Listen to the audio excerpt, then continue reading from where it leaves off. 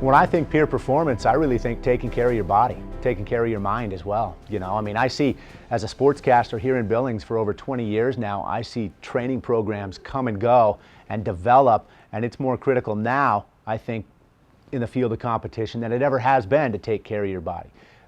Bigger, quicker, stronger, faster, all the above, and that's in the off season.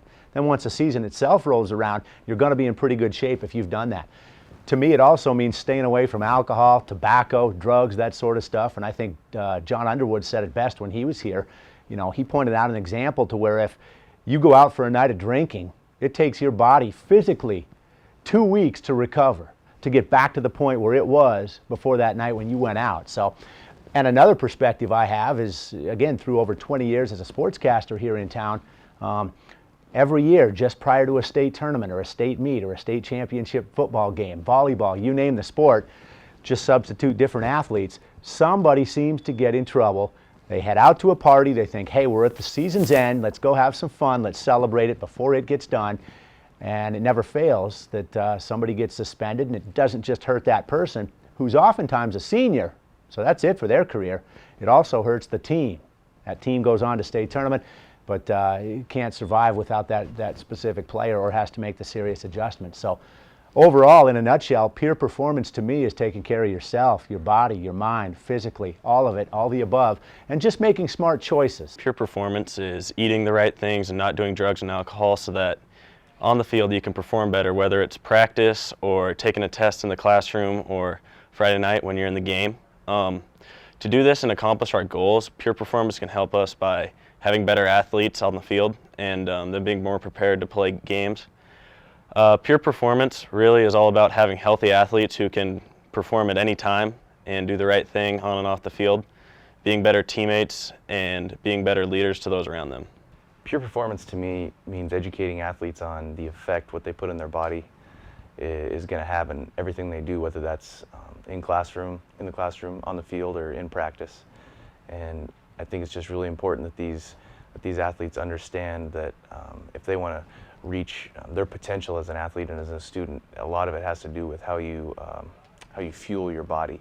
These athletes want to run out and buy all these supplements, spend hundreds of dollars on supplements, and then still along with that not eat properly, not get the rest that they need, not avoid using drugs and alcohol, when really if they just got the rest they needed, avoided using drugs and alcohol, and ate the right foods, they wouldn't need those supplements. It would make up for, do twice as much as what those supplements are going to do for them. Peer performance gives our young people the tools to achieve excellence through a fair and healthy performance. To me, peer performance is a term that is given to student athletes who do not do drugs, do not drink alcohol, who are overall just good people, leaders, great friends to everyone. Peer performance to me is for an athlete to take all the necessary steps to becoming the best athlete that they can be. Our goals are things like winning state championships and winning a lot of games and going on to play college athletics.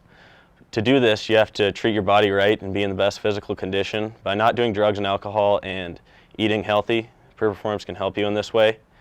And by doing this, peer performance is probably the best way to produce a lot of good athletes in one time. Our vision at senior high, and specifically for football with peer performance, is that we would just build this culture of athletes where the answer to what you're going to eat is obvious, that they understand what the best options are to put in your body and fuel your body, and that drugs and alcohol are things that are just going to keep you from reaching your potential. So those are, it's just a culture where that's just not even acceptable. To me, peer performance has meant teaching kids the importance of not only practicing hard in the classroom and on the field, but also the importance of rest on the weekends, the importance of proper nutrition, the importance of being drug and alcohol free, and showing them that the results of being a peer performer are very, very important and will pay off when they actually go to compete in all of their different athletic events. And peer performance has shown a lot of our athletes the importance of consistently working out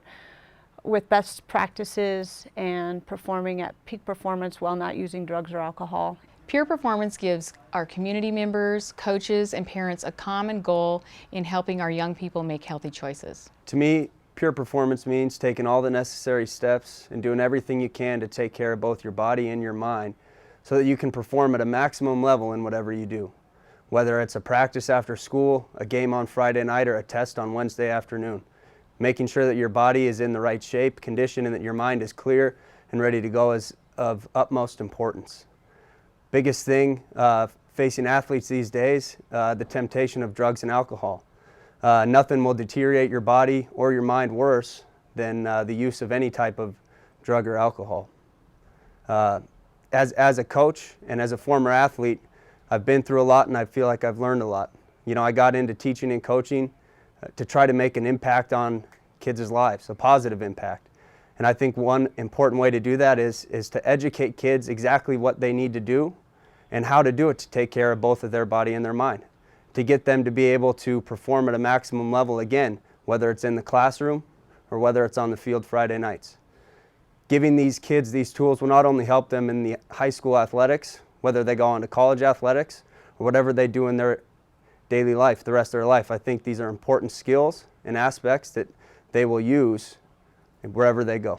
Pure performance, in my mind, is striving to be your absolute best without the use of drugs, alcohol, or any other stimulants or depressants or anything of that nature.